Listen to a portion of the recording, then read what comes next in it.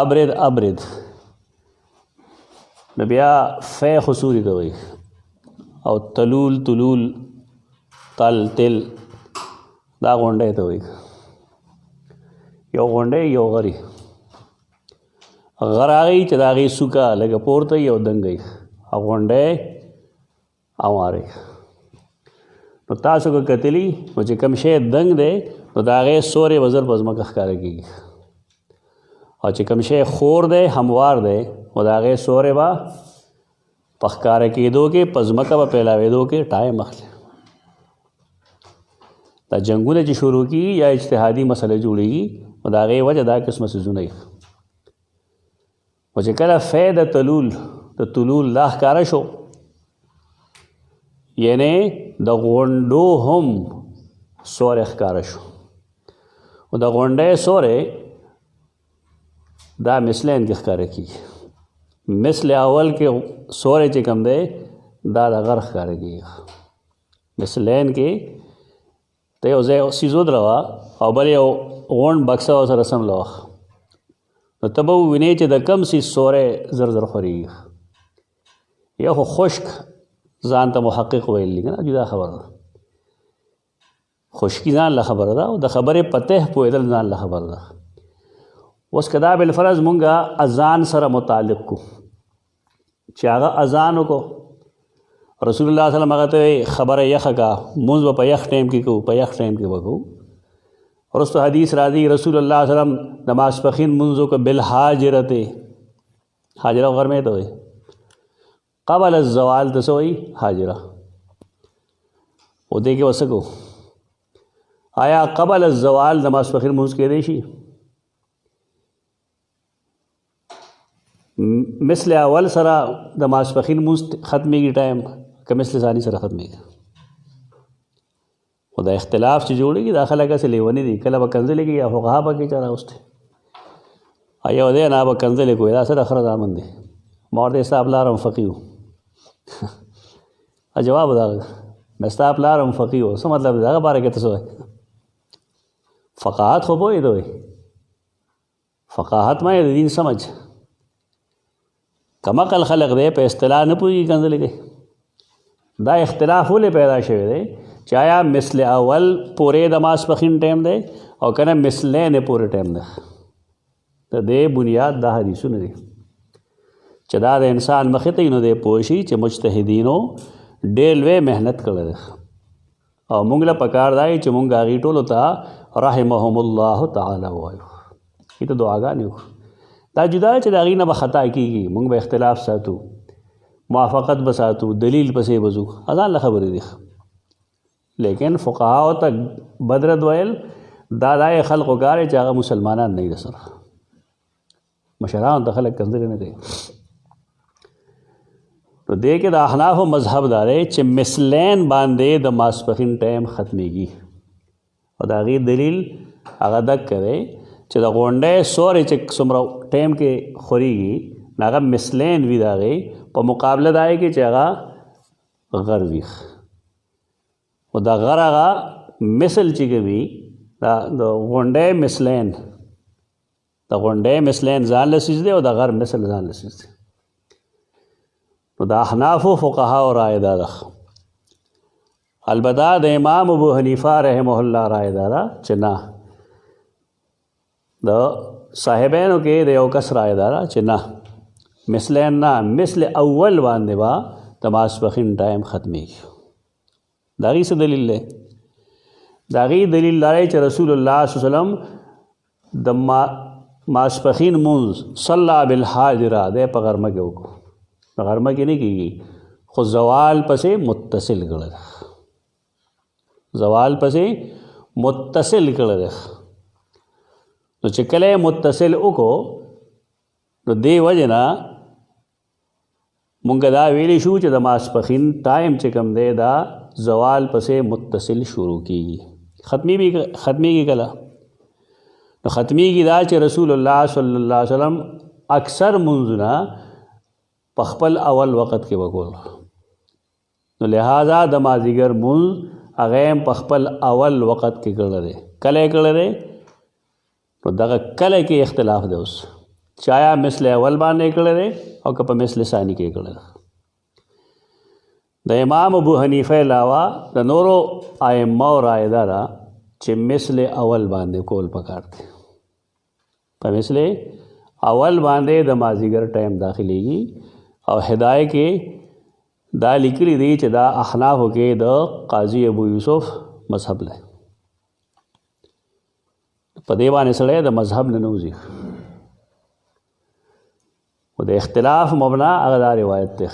خو دې دا مطلب نه چې سړی د حدیث نه یا بحث نه کوي یا د حدیث په باره کې سم خپل نه خوځي. امام ترمذی رحمۃ اللہ تعالی علیہ دا حدیث لیکل ہے باب ما جاء فی تاخیر الظہر فی شدت الحر. احناف مذهب دا چې په ګرمۍ کې د رستو وکړي شي او په سړځای کې د اول وکړي شي. نو ظاهر نص د هغې دپاره دلیل دی. دا نه چې که نه هغه سې بود باز څه ورته وایي بوس بادوي که نه بوس نه بادوي. د هغې دلیل دا حدیث دی چې ابردو عن الصلاة فإن شدت الحر من فیح جهنم. دا وروستو ټایم کې کول پکار دی. دا مو چې بې بنیاده خبرې لګي بې بنیاده نه ده خبره. مونږ دا وایو تیر درس کې مایلي چې دا د اولا او د غیر اولا خبره ده. چونکې رسول الله صلی الله علیه وسلم خپل اکثر منځونه په اول وخت کې کول، لہٰذا اول وخت کې ګرمي کمی نسبتاً په مقابله د 3:03 څلورو بجو کې. ترجیح مونږ دغې له ورکوو علمي لحاظ سره. لیکن د دې مطلب دا نه چې د احنافو د مسلک څه دلیل نشته ده. اکثر دا ولګي د احنافو د مذهب څه دلیل ده او دا بې دلیل لګیا دي. بې دلیل نه لګیا څوک. امام ترمذی رحمہ اللہ دا حدیث لیکن بیا ورپسې وی قال ابو عیسی حدیث ابی هریرہ حدیث حسن صحیح وقد اختار قوم من اهل العلم تاخیر صلاة الظهر فی شدت الحر. کله خلکو صحیح طریقې سره دا کتابونه وویل که نه نو دې کې به غونډان نه وي. دا غونډ په دې وجه راځي چې پوه نه وي. اهل علمو هغې کې یو قوم چې الفاظ دا وګورئ قد اختار قوم من اهل العلم. امام ترمذی عبارت قد اختار قوم من اهل العلم تاخیر صلاة الظهر فی شدت الحر. اهل علمو کې یو ډلې دا بهتر ګڼلی دي چې د ماسپخین مونځ په سخته ګرمۍ کې رستو وکړی شي. دا چا قول دی؟ هو قول ابن المبارک و احمد و اسحاق. دا د عبدالله بن مبارک قول دی. دا یوازې احنافو قول نه دی. دا د عبدالله بن مبارک هم مذهب دی، دا د امام احمد هم مذهب دی او دا د امام اسحاق بن راهوی هم مذهب دی. قال الشافعی اس دے وی امام شافعی وی انما الابراد بصلاة الظہر اذا کان مسجدا ينتاب اہلہ من البعد فاما المصلی وحدہ والذی یصلی فی مسجد قومه فالذی احب له الا یؤخر الصلاة فی شدت الحر. تغیو حدیث تا امام شافعی سے ہوئی دے امام بارک. امام شافعی دائی چې د وسل جماعت لري جماعت ته لره دی بالفرض قوم ته تکلیفي نه بېشک هغه د رستو دي. خو که یو سړی ځان لمونځ کوي یا جماعت هغه ته نږدې دی نو الله یؤخر الصلاة فی شدت الحر ډېرې د ګرمۍ د وجې د ماسپښین مونځ رستو کوي نه. ستا په خیال امام شافعي د چا منکر حدیث وی؟ دا فتوی یوازې په امام ابو حنیفه لګي. دا ون وے ټریفک چلی خلک هغه چې کوم قول کړی دی د هغه اجتهاد دی ټیک ده، لیکن دا قول خو هم د هغې حدیث مراد نه دی. حدیث کې دغه نشته.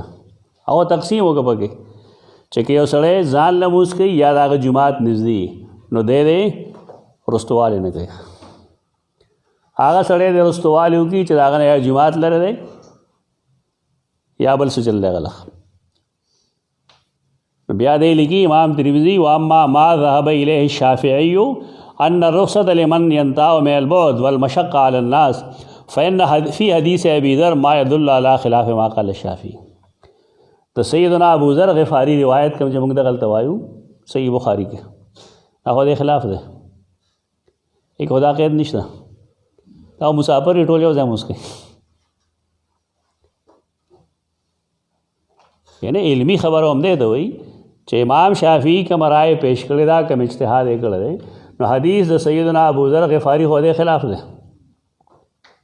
دی ټول یو ځای مونځ کوي د هغې سفر کې دي که نه ټول یو ځای دي په دې وجه رسول الله صلی وسلم فرمایي هغه ته چې ابرد زما مطلب د دې دومره اوږدو خبرو نه صرف دا دی چې علمي اختلاف لله سړی دی ویریږي د الله نه او علمي اختلاف د علمي اختلاف وګڼي ائمه مجتهدین ته سړی سپکې سپورې نه وایي بد رد دی نه وایي فقهاو ته یې کنځلې نه کوي مهرباني دې وکړي دا اختلافات یو دا راځي دی وی قال ابو ذر كنا مع النبي صلی اللہ علیہ وسلم في سفر فاذن بلال بصلاة الظهر فقال النبي صلی اللہ علیہ وسلم یا بلال ابرد ثم ابرد هغه حدیث پیش کم سنا امام بخاری پیش کړي فلو كان الامر على ما ذهب اليه الشافعي کچره خبر آگئی کم چې امام شافعی رحمه الله وی لم يكن للابراد في ذلك الوقت معنا نو دغه وخت کې د ابراد سمانه ده ځکه دا ټول لاجتماع فی السفر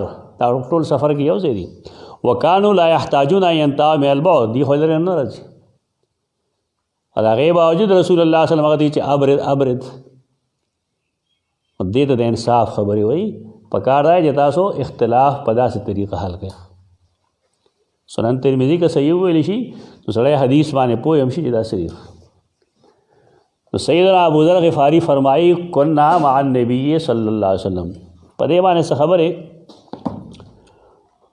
نورم کړي دي بار کې اب دې بل حدیث لاندې وایو کنا مع النبی صلی اللہ علیہ وسلم فی سفر مونږ د نبی کریم صلی الله علیه وسلم سره په سفر کې فراد المؤذن ان يؤذن للظهر نو مؤذن او غختل چې هغه اذان کی د ماسپخین د پاره نو رسول الله صلی الله علیه وسلم فرمایل ابرد تک صبر وکړه چې وخت یخشي ثم اراد ان يؤذن بیا غختل چې اذان کی فقال له ابرد حتى راينا في التلول دا جمع دا د تل تیوان بزوری لام په مشددی جمع تلن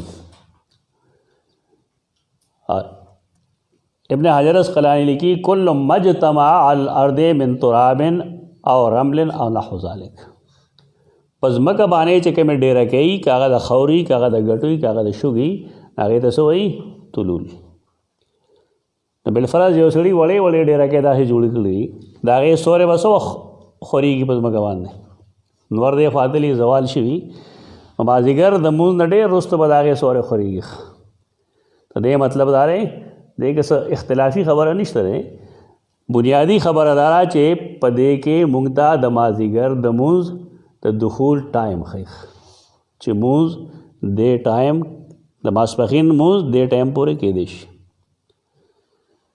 د ماسپخین مونږ د ټایم پورې کې دي شي د دې نه احناف یو بل استدلال کړل هغه سره یو بل حدیث یو ځای ته پوښ د شيوخ درسونه مو وورخ د پیغام پوښ تا ورېدل ډېر خو دې په یو یو حدیث دا حدیث او د سره بل حدیث هغه یو ځای کړل دا ډېر وای هغه لیکلي هم دي تحریراتو کې هغه دا چې د ماسپخین نواله تر مازیګر پورې دا ټایم بلېږي ک ډېر وای او بیا د مازیګر نواله تر ماخام پورې دا ټایم بلېږي ک ډېر وای نو بنیاد دا حدیث ته راکم چې موږ وایو دې سره هغه بل یو حدیث پیش کړي چې الله یو قوم پیدا کو هغه تر نیمه روزه پورې مهنت وکړو اجر یې وکړو الله اغیل چې کوم دی خپل مزدوری ورکړه اغیل اړل بیا یو بل قوم پیدا کو دا غي د ماس پخین نواله تر مازیګر پورې مزدوری وکړه اغیل هم دا غي برابر ورکړه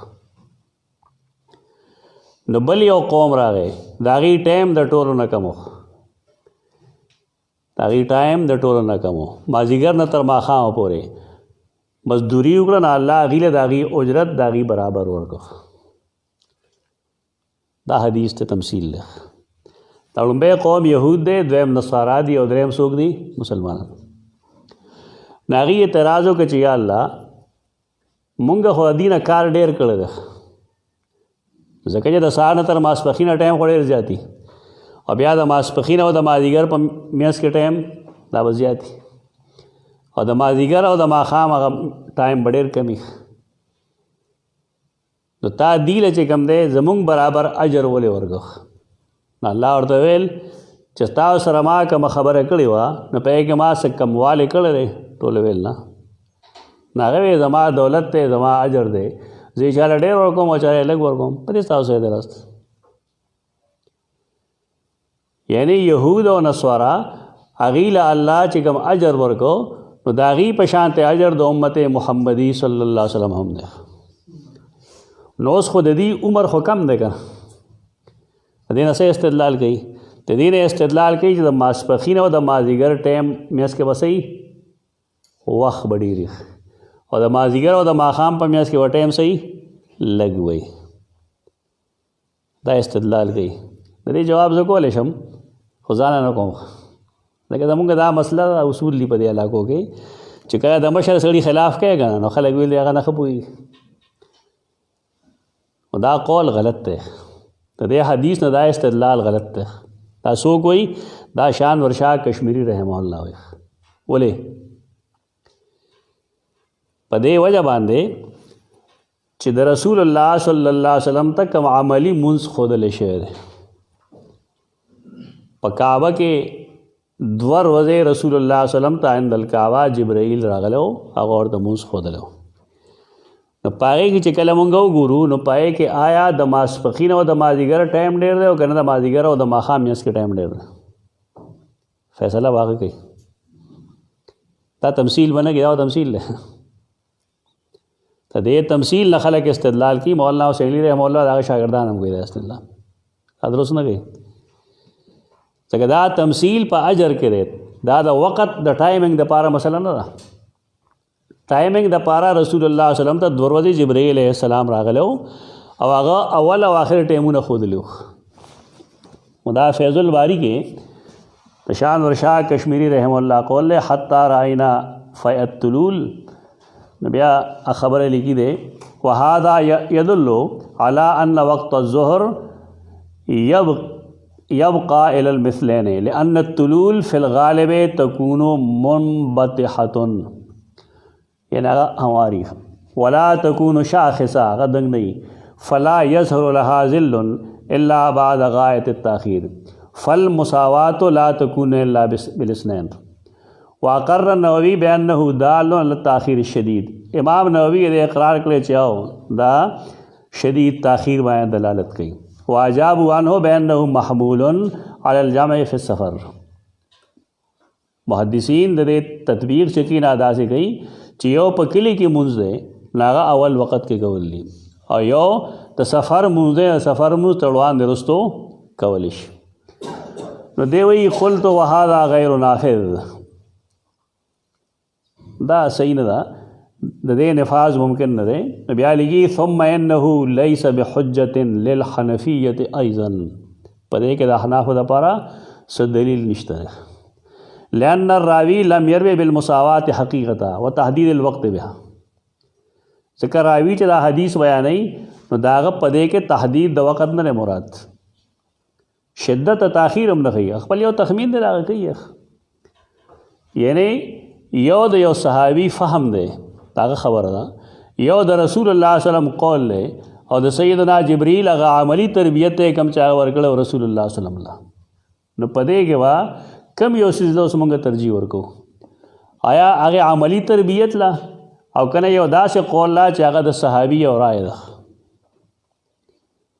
نو دې کې مونږ هغه څیز له ترجیح ورکو کم چې د رسول الله صلی الله علیه وسلم نه ثابت دی دا تفصیلی لیکلي غنې کرخې دی په دې کې ماته مختصرا نه وي که تاسو هغې باندې نه پوهېږئ دا اردو والا وګورئ په دې پوه شئ مولانا محمد تقی عثماني مد ذل العالی کاش چې دا خلک دغه شان دی احناف نه بیا وخوي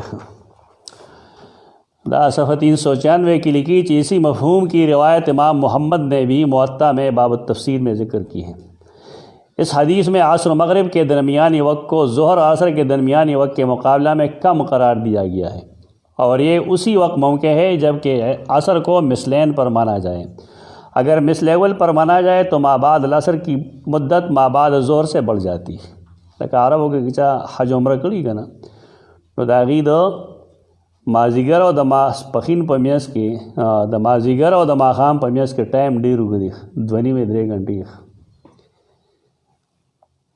نو دی وایي چې دا عام خبره خدا را چې د ماسپښین او د مازیګر منځ کې ټایم ډېر پکار دی او د مازیګر او د ماښام په منځ کې ټایم لږ پکار دی. خلق دیں دا استدلال کی. وہ دیوئی مثلین پر ظہر کا وقت ختم ہونے کے سلسلہ میں عموماً احناف کی طرف سے بھی 3 دلیلیں پیش کی جاتی ہیں. تو ما عبارت نہ رہا ما تو خلق کر سے ہوئی گا نا خدا ہوتا تو وسو ہے اس عبارت ہم. لیکن انصاف کی بات یہ ہے کہ ان میں سے کوئی حدیث بھی اوقات کی تحدید پر صریح نہیں ہے. احناف سے کم دلائل و ادرے ناغا دا اوقات و تحدید پانے صحیح نہ رکھ. اس کے برخلاف حدیث جبریل میں صراحتاً پہلے دن عصر کی نماز مثل اول پر پڑھنے کا ذکر موجود ہے. عملی سے کم حدیث ہو نہ پائے کہ مثل اول مائے نماز دیگر منز دیں، اس لیے یہ حدیث جبریل کا مقابلہ نہیں کر سکتی. دا زما مرګره نه دی، زما تقی سے ملاقات هم نه شه. او کاش چې دا خلک کتابونه وګوري، علم دشمنان دي دا خلک. ته دې سړو کمال لای چې دی بے انصافي نه کوي. احناف دي لیکن بے انصافي نه کوي. زمونږ د لاسه احناف دي چې دی بے انصافي کوي. حدیث سره لوبې کوي، حدیث سره خلک لوبې نه کوي. اسی بنا پر بعض حنفیہ نے مثل اول واری روایت کو لیا ہے. بعض احناف و مذہب ده اور زمونږ تبلیغیان سے گئی دی ورته مثل سے وي عصر شافعي وي. سر جماعتونه کې نقشه لګېدلي که نه ته به عصر شافعي لیکلي. دا ځان ته عالمان وي. خلک جمع کوي ته نفرت پیدا کوي.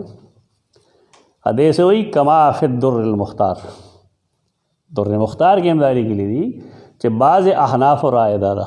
کتاب ما لیکلی استا مخکې ده. تو دې روایت نه دا استدلال کول کوم چې دا خلک دا درست نه دی، ځکه چې رسول الله صلی الله علیه وسلم ته کوم عملی مونځ ښودلی شوی دی نو پای کې د مازدیګر مونځ په اول وخت کې نو پته لګي نه ته بس وایي. اوس ته معتزلي وایي یا دې ورته منکر حدیث وایي. دا خو اسانه خبره، جواب چا نه ورځي یا ورته کافر ووایه بس خبره ختمه کړه. اوس هغه وخت ختم شوی، دا وخت نشته ته چا د کافر ووایه کنه خلک به مړ کړي. دا الله فضل له خلق دماغ لري پوهیږي په خبره باندې. حتی راینا فی الطلول دا اصل کې د سفر مسله ده او د سفر په دوران کې داسې قسمه کارونه کېږي څه مسله نشته ده. فقال النبی صلی الله علیه وسلم رسول الله صلی الله علیه وسلم فرمایل ان شدت الحر من فیح جهنم. ته درس کې هم دې جواب کړو کنه تفصیل چې کوم خلق دا وایي چې جهنم څنګه دی او دا هغې ګرمي څنګه ده، نو موږ وایو دا تشبیهن وایي. ان شدت الحر یقینا سختوالی د ګرمۍ من فیح جهنم د جهنم د دھوپ په شان دی، د هغې د مثل نه دی. فاذا اشتد الحر فابردوا بالصلاة، چې کله ګرمي سخته شي نو بیا مونځ په یخنۍ کې کوئ د ماسپښین. وقال ابن عباس یتفیع ظلالہ راضی کا نا قرآن کی.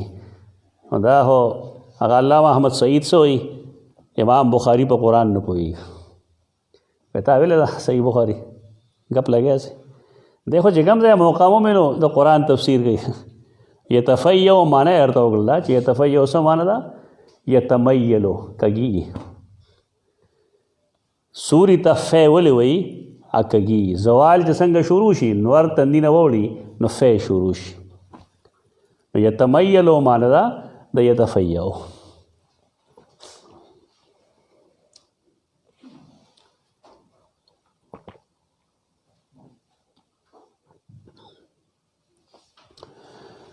باب وقت الظہر عند الزوال. وقال جابر قال النبی صلی اللہ علیہ وسلم یصلی بالحاجرہ. دینا بعد خلق دا مطلب اخلی چې د غرمې به مونځ کو نه مونځ به دومره وختي کو چې ته وایې چې غرمه ده. دا مطلب یعنی کتون کې خیال لګي ځکه په دې خو پیغمبر پوهېږي ټول انسانان به هم پوهېږي چې د زوال نه مخکې د ماسپښین مونځ نه کېږي. نو دا تشبیهان وایي چې دومره وختي بیګو لکه ته وایي دا غرمه ده، او دې سره به دا ټول څیزونه یو ځای شي. ابراد دلته کې دغه مطلب دی. حدثنا ابو اليمان قال اخبرنا شعيب عن الزهري قال اخبرني انس بن مالك ان رسول الله صلی الله علیه وسلم خرج حين زاغت الشمس. رسول الله صلی الله علیه وسلم باروت کله چې نور مایل شو، څنګه چې زوال او سمدستي راوت. پته دا ولګېده چې زوال سره سمدستي مونځ کول جایز دي. دیکھیں دا احنافو مسئلہ لگا بدل دا ہدایت کې یا دی متفقن علیہ مذہب دارے چې دغه ټیم کې مونځ دا په نوافلو کې راځي، دا په فرض مونځ نه.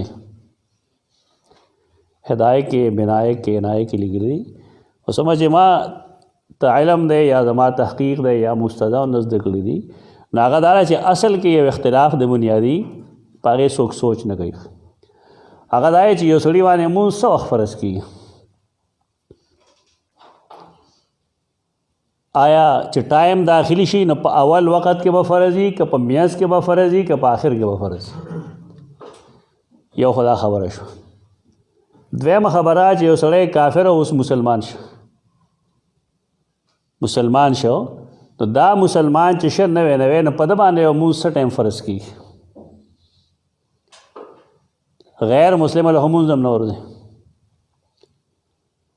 د دې خبرو اختلاف بنیاد په دغه خبره دی.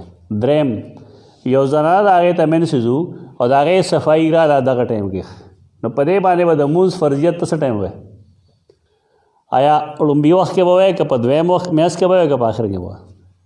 د دې اختلاف مبنا کومه چې موږ ته ښودلی شوې دا دغه ده. هغې نه خلکو دغه شی جوړ کړو چې اول وخت کې چې کمي نو دا ګندې نفل وي. دا دلیل غواړي، بلا دلیل خبره نه ده پکار. عنایه باندې چې کوم خلکو کار کړی یا بنایه باندې هغې دا اعتراض کړی دی چې دلیل شته په دې خبره باندې. دا بلا دلیل خبري چې کله خبره بلا دلیل خلک هغه نه مني او نه ډسکس کوي. دلیل به نشته، موږ ولې واخلو؟ د اختلاف بنا دغه ده. اوس موږ وګورو که یو زنانه منسز په داسې وخت کې پاک شو چې اذان شوی دی نو دی له اوس فوري لامبل پکار دی او د ټایم مونځ دی له کول پکار دی. که بالفرض دا دومره لیټ والی وکړي چې مونځ د دې نه قضا شو نو ګناهګاره به شي، لیکن مونځ پې فرض دی، د مونځ قضا پې لازم ده. د دې اختلاف موږ ته فایده دغه ده. یو سړی مسلمان شي بالفرض هغه له نه عربي ورځي نه بل څه ورځي، په مونځ باندې مونځ په هغه فرض دی، دی به څنګه مونځ کوي؟ نو که امام ابو حنیفه رحمه الله چېرته ویلي چې خپله ژبه کې دې مونځ وکړي هر څه شي، نالیدي صاحب مخه کېږي چې دی جي په فارسۍ کې د مانځه قایل دی. څه وایې هماژوم دی بلورو سره لوبې کوي. دا خو هغه چا باره کې هغه ویلي چا نوی نو مسلم دی هغه له بل څه نه ورځي، صرف خپله ژبه ول ورځي، مونځ پې فرض دی، دی به څه کوي؟ تا سره څه حل دی؟ ائمه یا مجتهدین چې فرضي مسایل جوړوي دا عیب نه دی، دا هم خلکو ته عیب ښکاري چې دا جي فرضي مسایل یې جوړ کړي، دا ښه کړي، موږ ته اسانه کړې ده. دا خو عقل غواړي چې که دا صورتحال پیش راځي تاسو به څه کوئ؟ یو سړی چې امیر دی به څه کوي؟ خو کله به یو خیال جنګوي کله بل خیال جنګوي. او دا یې نه ښه دا نه چې د یو امام مجتهد قول له ترجیح ورکړي په هغې عمل وکړي، هغه یې بدنام کړی ده چې دی فارسۍ کې چې د قرآن ویلو قایل دی. انا لله و انا الیه راجعون. دومره درو خو څوک په کافرانو هم نه وایي، ظلم کوي خلک. دا اصل کې هغه دا چا په باره کې ویلي چې نو مسلم دی بل څه نه ورځي والله. ته هم دا تسلیمې چې په ده باندې د ایمان وروړل نه وروستو په ده باندې مونځ فرض دی، څنګه به کوي مونځ؟ خو چې کوم جواب ته ښه نو ستا نه امام حنیفه غوره دی که نه؟ هغه خبره ومنه دیکھې څه دي. امام بدرالدین زرکشی رحمه الله هغه دا وایي چې امام ابو حنیفه ته د دې خبرې نسبت کول اوس غلط دي، هغه د دې قول نه رجوع کړی ده. کتابونو کې دغه نه ویني څوک، خو هر ځای کې الزام دی، هر ځای کې اعتراض دی. علمي اختلاف ځان له څیز دی او په چا باندې ذاتي اټیک جدا څیز دی. دا دواړه ځان له څیزونه دي. امام ابو حنیفه رحمه الله اړوکې سړی نه دی، امام دی، مجتهد دی، اخطا کېږي د لږو لویو خلکو نه غلطۍ کېږي ځان له مسله ده دا نه دي ویل پکار دا مثال شو د دې خبرې چې کم سړی دغه وخت کې مسلمان شو نه په هغه مونځ فرض دی په دې اختلاف دا کم چې دلته کې د دې مبنا څه ده هغه دا ده چې مونځ څه ټایم فرض کېږي آیا اذان سره اذان د مونځ دپاره کولی شي که د جماعت دپاره کولی شي نو بارکیف رسول الله صلی الله علیه وسلم یصلی بالحاجره مفهوم بدایي چې هغه به د ماسپښین مونځ دومره وختي کوو چې د خلکو ګمان به دا و چې دا غرمه ده مېس که زوال به شی فقام علی المنبرین رسول الله صلی الله علیه وسلم په منبر ودرېد دا د جمعې مونځ نه دی رسول الله صلی الله علیه وسلم چې به کله خطبه ویله خطبه دا نه تقریر چې ورته موږ وایو تقریر به یې کوه منبر باندې ودرېد یا به کېناست دې دپاره چې ملګري ټول ښکاري او دې دپاره چې خبره پوره ورسي دې کې بل څه فایده نشته تاسو ګورئ نه هغه چې کله ملګري ډېر دي په حج په دوران کې هغه د اوښې د پاسه ناست دی اول ته کې خپله خطبه وایي دا ولې وایي دا دې دپاره وایي چې خلک ورته ټول ښکاره شي او پیغام پوره ورسي د مکبرینو ضرورت پیښ نشي فقام علی المنبر فذکر الساعه په منبر ودرېدو او د قیامت تذکره شروع کړه فذکر ان فیها امور عظاما نوی ویل چې پارس به ډېر لوی لوی کارونه وي عجیب و غریب کارونه وي کارونو تذکره وکړه ثم قال بیا فرمایل من احب ان يسأل عن شيء فليسأل څوک که زمانه څه تپوس کول غواړي نو اوس دی وکړي د پیغمبر حال په هغې باندې صرف پیغمبر په خپله پوهېږي مسلمانان د پیغمبر علمي ادراک نشي کولی رسول الله صلی الله علیه وسلم سره کله د وحی تسلسل ډېر دی کله لږ دی په دې موږ نه پوهېږو داسې قسمه حدیثونه چې راشي دا کم چې دلته کې وایو د دې مطلب دا دی چې دې وخت کې د وحی تسلسل یعنی وحی لکه د یو باران غوندې راورېږي اوس نو که تاسو کې چا څه سوال یې نه تپوس وکړئ نو زموږ خلکو دې نه څه مراد اخیستی دی جی هغه ته علم الغیب حاصلو نو په دې وجه دا وایي چې چا پړه کې څه راځي نو څه تپوس دې وکړه څه وایي الله په غیب باندې څوک پوهوي لا یظهر علی غیبه احدا الله په خپل کلی غیب باندې څوک نه خبري ادا هو په خله لګیا دي بیچارهګان سه علم د ما کان او علم د ما یکون وی رسول الله صلی الله علیه وسلم سره ورکړل شي علم د ما کان څه مطلب چې مخ کې شوی دي او علم د ما یکون څه چې رستو کیږي دا ټول چاله ورکړل شوی دي رسول الله صلی الله علیه وسلم کم ځای لګلې دا قرآن کې کوم آیت کې لګلې آیا یو متواتر حدیث ته په دی باندې نشته دې حدیث نه استدلال کې دی خدا مطلب نه دا خو دې وخت کې د وحی تسلسل وحی متوجه ده الله رب العزت داغه رحمت متوجه ده د دې لپاره چې چا سوال وی نو رسول الله صلی الله علیه وسلم بداغه جواب ورکړي جواب بدچای د رسول الله صلی الله علیه وسلم جواب به کم نه راځي جواب به نه راځي ته علم الغیب خو نه وایي نیخ پنیغه کنیکشن شروع شوی دی کنیکشن دی تپوس کوي خلک فلا تسألونی عن شیء الا اخبرتکم ما دمت فی مقامی هذا دا هغې دلیل دی زه به یم تاسو ته به ستا د هرې خبرې جواب کوم تر کومې چې زه په دې ځای ولاړ یم فی مقامی هذا تر کومې چې زه په دې ځای ولاړ یم چې څه تپوس کوې زه به د هغې جواب در کوم جواب زمای جواب برازي د برنه ځکه دې کې چې کوم رستو سوال دی نه هغه سوال ډېر عجیب و غریب دی چې رسول الله صلی الله علیه وسلم دا خبره وکړه فاکثر الناس فی البکاء د خلکو چې کوم دی ډېره ژړا شروع کړه ډېره ژړا شروع کړه په دې بنیاد باندې د هغې خپل خپل سوچ دی چې ګند رسول الله صلی الله علیه وسلم رخصتېدونکی دی ځکه خو دی وایي چې ټول د چا پړه کې څه راځي تپوس وکړئ د چا پړه کې چې څه راځي نه تپوس وکړئ صحابه کرام ګوار نه وو بې علمه نه وو هغې د خبرې په انداز پوهېدل چې څه مطلب کې دی شي د دی واکثر ان یقول او رسول الله صلی الله علیه وسلم ډیر کثرت سره دا ویل شروع کړل چې سلونی سلونی سلونی تپوس وکړئ تپوس وکړئ. فقام عبد الله ابن حذافه السهمي رضی الله عنه فقال من ابي. نو سیدنا عبد الله بن حذافه سهمي پاسې نو ویل زما پلار څوک دی. دی په خپل پلار کې د شک نشته خو بعض خلک بدنام کړي. او بیا صحابه کرامو کې ډېر داسې شته چې خلکو بدنام کړي. د نسبت د مور نسبت یې بل چاته وکړو. په دې وجه دی پاسې چې دا داسې موقع ده چې رسول الله صلی الله علیه وسلم تپوس کوي چې سلونی سلونی سلونی دا ولا تپوس وکړو. کم خلک چې دشمنان دي مشرکینو کې منافقینو کې یهودو کې نصاراو کې هغې ته احساس وشي چې دا جواب رسول الله صلی الله علیه وسلم کی نو پته به ولګېږي چې زما مور سغلا نه ده کړې. داسې سوال نه دی داسې سوال دی بس توک باندې کار کړی. هغه پاسې رسول الله صلی الله علیه وسلم نه تپوس وکړو هغه جواب کوي ابو کا حذافه صاحب لار حذافه دی. دا پس معلومیږي د دې لپاره دوه طریقې دي.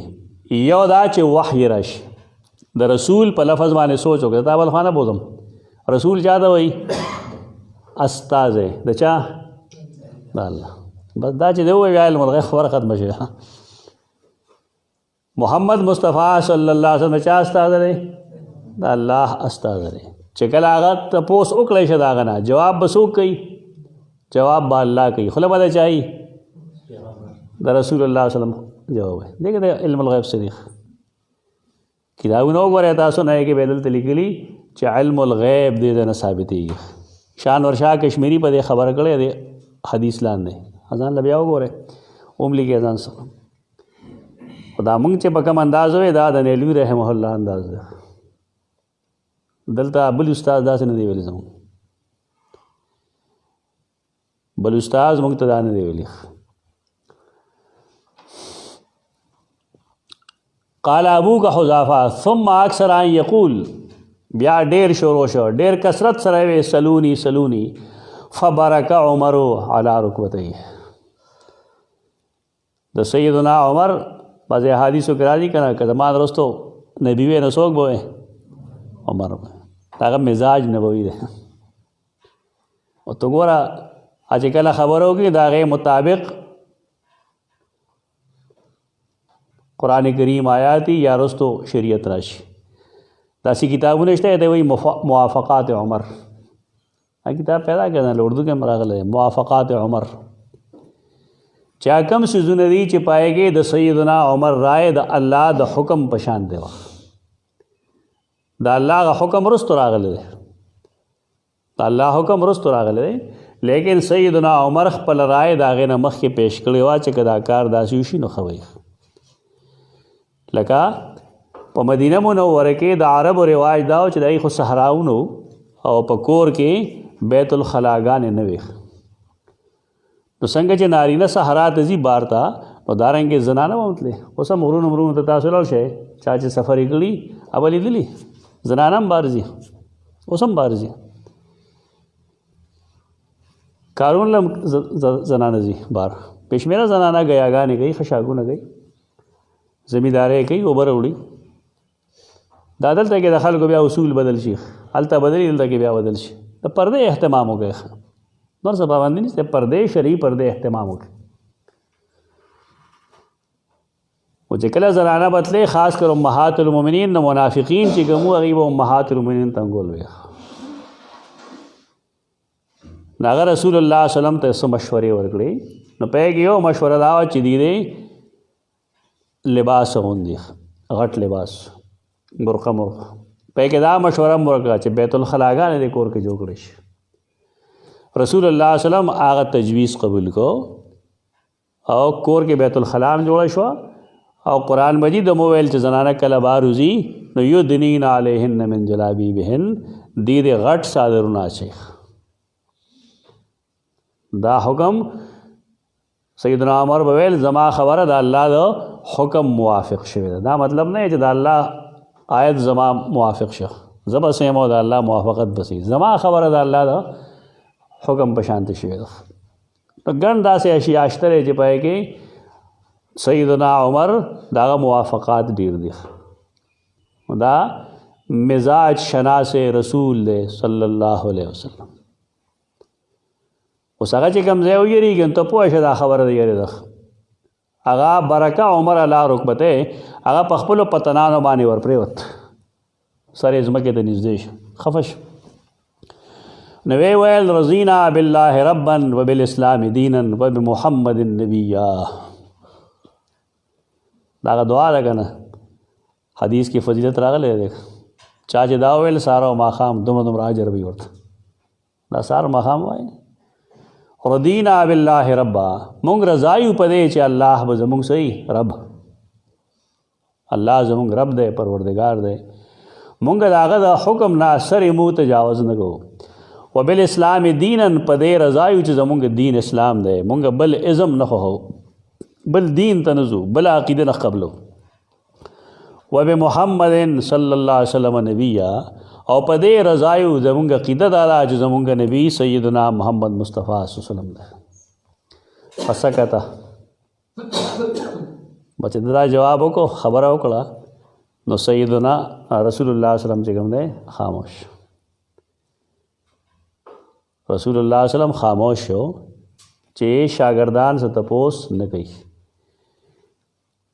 چا چې کوم تپوس کو بس هغه وکړو. بیا رسول الله صلی الله علیه وسلم فرمایل عرضت علی الجنة والنار آنفا، ما ته اوس جنت او جهنم پیش کړی شو. فی عرض هذا الحائط، د دې دیوال په منځ کې. بس خی ته نظاره ښودل وایي. دې ځای نه استدلال کوي خلک چې جی رسول الله صلی الله علیه وسلم جنت دوزخ ولیدل. وایي دې ته څه وایي؟ معجزه ورته وایي، کرامت ورته وایي، او که نه نبي فعل ورته وایي. څه ورته ویلی شي؟ عرضه مجهول صیغه ده. څه مطلب چې ما معلوم کړل، ما ځان ته پیش کړل، که نه عرضه مجھ پر پیش کیا گیا. چا ورته پیش کړل؟ الله. الله چې کله غواړي، تاسو سر مه ماتوئ که نه، چې کله کله بعض علم الغیب الله خپل رسول له ورکړي که نو خلک هغې نه انکار کوي. بعض غیب نه خو انکار نشي کولی، بعض غیبونه الله خپل رسول ته ښودلي دي. یعنې جزوي مغیبات وي، کلي غیب الله چاته نه ورکوي. کوم آیت کریمه چې لا یظهر علی غیبه الا احد، د هغې مطلب دا دی چې الله کل غیب چاته نه ورکوي، بعض غیب خو الله ورکوي. البته مونږ یو نزاع کوو، هغه دا دی چې که بالفرض یو سړی په خپل ترو معلوم کړي نه ته به علم الغیب وایي، خو چې کله الله وښودل نه ته خو انباء الغیب وایي. د غیب خبر یې ورکړی دی، بیا ورته هم ته عالم الغیب نشي ویلی. دغه لفظ سره مونږ جګړه کوو، اختلاف کوو، لیکن د دې قایل یو چې بعض علم د غیب الله خپل رسول له ورکوي. هغې سره دا قید دی چې د هغې غیب تعلق د رسول الله صلی الله علیه وسلم رسالت سره وي. یعنې هغه د ځمکې څه شی نشي معلومولی. صحابي یې که لیدلی دی بالفرض، یا په قبر کې لیدلی دي چې د مړو ته عذاب ورکولی شي، دا ورته ښودلی شوي دي که په خپله یې لیدلی دي. نو دې نه به انکار هغه سړی کوي چې ضال مدلي، دا ښودلی شوي دي. رسول الله صلی الله علیه وسلم د قبر خوا کې روانو، قچره باندې سورو، هغه قچره وترېده. ولې؟ هغې ته الله وښودل چې په دې قبر کې عذاب دی. د دې نه استدلال کوي چې جی زمونږ دا مقبرې چې کوم دی که نه، دې کې معلومېږي دا چې دې کې عذاب نشته، ځکه دې کې مرغۍ ګرځي را ګرځي، ټوپونه وایي، نه دا حق کې لیکلي دا قسمه څیزونه. ما به هغه سره به دې ډېرې خبرې کولې، خو نه به یې منله. ما به دا معجزه ده. لکه هغه به دا ویل چې کوم یو ځای کې ډزو کې ته که نه یو ډز هلته مرغۍ نه ایسارېږي، زمونږ دې مقبرو کې ولا مرغۍ پته نه لګي. دا مصیبت شي، دا وشي، دا اخطا دي، دا غلطۍ دي، دا غلطۍ دي.